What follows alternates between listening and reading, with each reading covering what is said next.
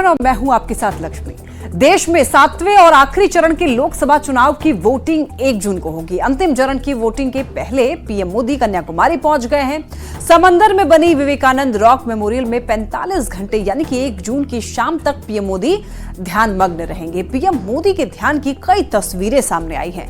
PM Modi Kanyakumari में Vivekananda rock memorial के ध्यान मंडपम में 45 घंटे का ध्यान लगा रहे हैं। यहां पर नरेंद्र मोदी ने आज कन्याकुमारी में विवेकानंद रॉक मेमोरियल के पास में सूर्यदेव को अर्घ दिया है और उसके बाद 2 दिन की ध्यान साधना शुरू कर दी। ध्यान साधना के दौरान प्रधानमंत्री कड़े नियमों का पालन करेंगे। पीएम मोदी 45 घंटे के दौरान सिर्फ लिक्विड आहार लेंगे और बताया जा रहा है कि पीएम मोदी नारियल पानी का सेवन करेंगे, अंगूर के जूस लेंगे। इस दौरान मौन व्रत का भी वो पालन करेंगे और वो ध्यान से बाहर नहीं आएंगे। 2 तस्वीरें आप टीवी स्क्रीन पर देख सकते हैं। जब उगते सूर्य को यहाँ पर प्रधानमंत्री ने नमन किया था, उनको अर्घ दिया था, तब की तस्वीर। और एक तस्वीर देखिए, यहाँ पर ध्यान में मग्न प्रधानमंत्री दिख रहे हैं। ये कैमरे में कैप्चर किया गया है, जो कि अब टीवी स्क्रीन पर आप देख पा रहे हैं। तो ये प्रधानमंत्री यहाँ पर ध्यान मग्न है। सो कहा जा रहा है कि प्रधानमंत्री नरेंद्र मोदी ये मेगा मेडिटेशन कर रहे हैं। उगते सूर्य को नमन करते हुए की ये तस्वीर जो कि दिखा रहे हैं टीवी स्क्रीन पर। यहाँ पर बता दें आपको, प्रधानमंत्री नरेंद्र मोदी गए हुए हैं और विवेकानंद रॉक पर 45 घंटे का मेडिटेशन करेंगे।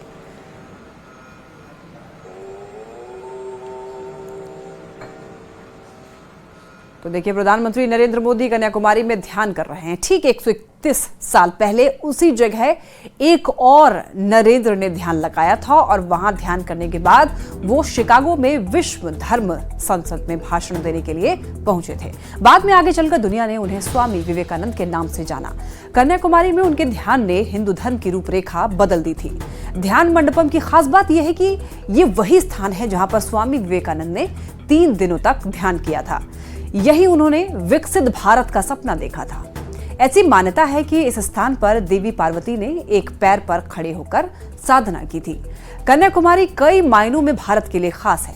यहीं पर भारत की पूर्वी और पश्चिमी तटीय रेखा मिलती है। कन्याकुमारी में ही अरब सागर, हिंद महासागर और बंगाल की खाड़ी का मिलन होता है।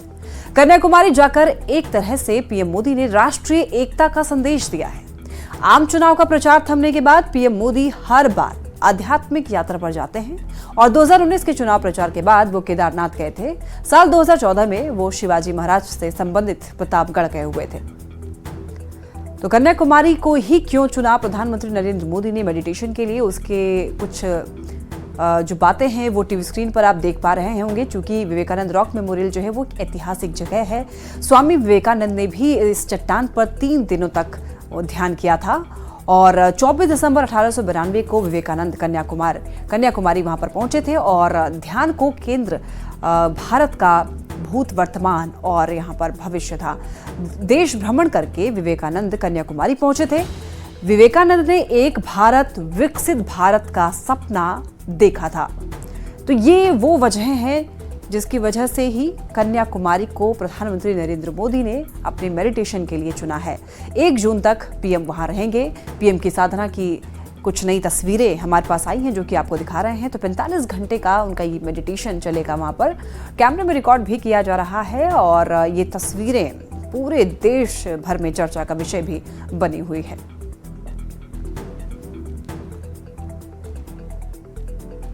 पीएम मोदी 45 घंटे की ध्यान साधना में हैं और सबसे पहले भगवती अम्मन मंदिर में पीएम मोदी ने पूजा अर्चना की। पीएम मोदी 1 जून की शाम तक ध्यान लगाएंगे और पीएम मोदी उसी जगह ध्यान कर रहे हैं जहां पर 1892 में स्वामी विवेकानंद ने ध्यान किया था। पीएम मोदी जब तक ध्यान मंडपम में हैं, पूरे कन्याकुमारी में 2000 पुलिसकर्मी तैनात किए गए हैं। इसके अलावा सिक्योरिटी के लिए तमिलनाडु पुलिस का coastal security group, coast guard और नेवी भी तैनात है।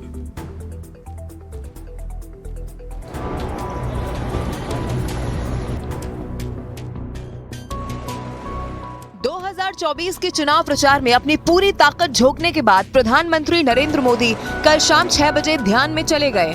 45 घंटे तक दिन रात ईश्वर की कठोर साधना करने के बाद ही पीएम विवेकानंद रॉक मेमोरियल से बाहर निकलेंगे।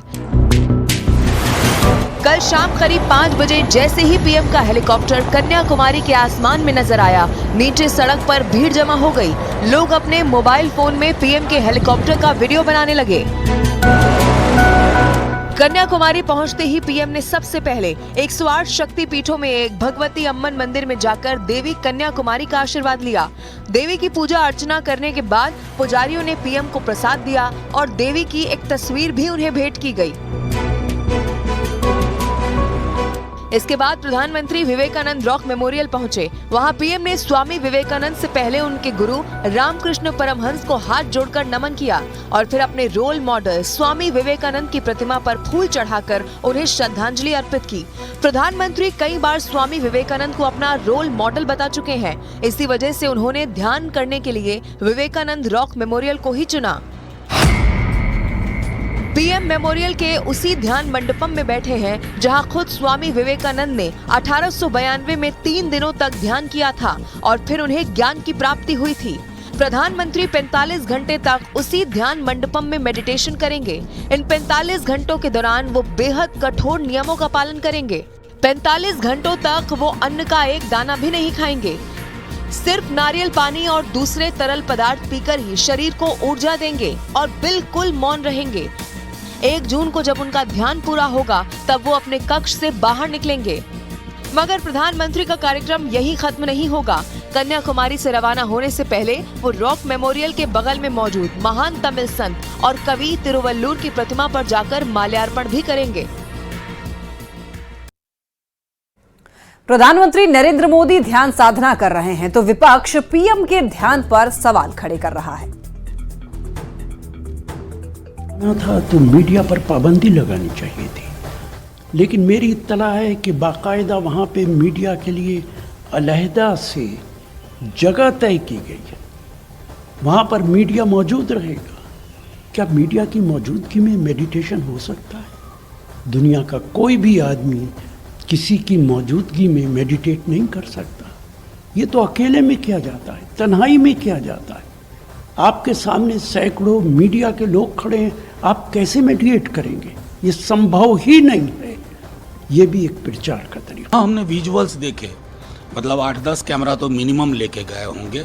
हम हाथ जोड़ के कहते रहे कि प्रधानमंत्री जी ध्यान की तो आपको आवश्यकता है, बेहद आवश्यकता, लेकिन कैमरा मुखी ध्यान व्यवधान उत्पन्न करता है। मैं तो अब लेकिन ये मानता हूँ बीते 10-12 वर्षों में उनको देखते हुए कि कुछ बहुत ही जरूरी कार्य को छोड़ करके प्रधानमंत्री जी मूलतः कैमरा मुखी हैं और कैमरा के अधीन है। ये कौन सा ध्यान है?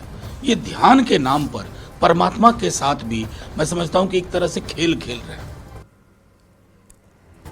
लोकसभा चुनाव प्रचार का शोर थम गया है। तमाम नेता अपने अपने घर लौट आए हैं। नेताओं की पूरी दिनचर्या बदल गई है। डिप्टी सीएम विजय कुमार सिन्हा प्रचार खत्म होने के बाद पूजा पाठ में लगे हुए हैं। विजय सिन्हा का कहना है कि पूजा में बड़ी शक्ति है। 4 जून के नतीजे को लेकर उन्होंने कहा है कि एक बार फिर बीजेपी की सरकार बनने वाली है और नरेंद्र मोदी प्रधानमंत्री बनकर के एक नया इतिहास रच देंगे। डिप्टी सीएम ने पीएम नरेंद्र मोदी को स्वामी विवेकानंद का अवतार बताया। डिप्टी सीएम से बात की न्यूज 18 संवाददाता रवि एस नारायण ने। हमारे साथ डिप्टी सीएम विजय सिन्हा जी हैं और इनके वस्त्र जो अगर देखें तो लगता है कि पूजा करके सर निकल रहे हैं। पिछला 1-1.5 महीना जो रहा बड़ा व्यस्तता में रहा, अब जो है वो शांति आ गई है। ये शांति तो आज महाअष्टमी का दिन है। अब महाअष्टमी के दिन में हम लोग तो विशेष पूजा करते ही हैं आदिशक्ति जगत जननी माता का, और ये पूजा, ये शक्ति ही तो भारत को शक्ति देगा।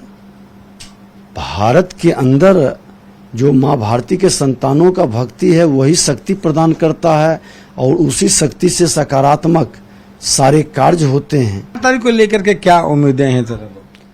देखिए, पूरी तरह से 4 तारीख को फिर एक वैसे जो कहिए कि तपस्वी, एक जोगी, सचमुच में कर्म जोगी फिर देश के प्रधानमंत्री बनने जा रहे हैं। कोई शक्ति नहीं रोक पाएगा, क्योंकि माता भगवती की साक्षात उन पर कृपा है, महादेव का आशीर्वाद है। स्वामी विवेकानंद जी का वह भविष्यवाणी 21वीं सदी का भारत होगा और भारत विश्व गुरु बनेगा। स्वामी विवेकानंद के अवतार के रूप में आज देश के प्रधानमंत्री नरेंद्र का दूसरा रूप नरेंद्र आए हैं। तो ये विजय सिन्हा जी थे जो अब समय मिल रहा है और समय मिलने पे थोड़ा परिवार को भी समय दे पा रहे हैं, पूजा पाठ में भी लगे हैं और 4 तारीख को लेकर आशान्वित है कि एक बार फिर से देश में प्रधानमंत्री मोदी जो हैं वो फिर से प्रधानमंत्री बनेंगे। कैमरा पर्सन अमित के साथ रवि एस नारायण, न्यूज 18 पटना।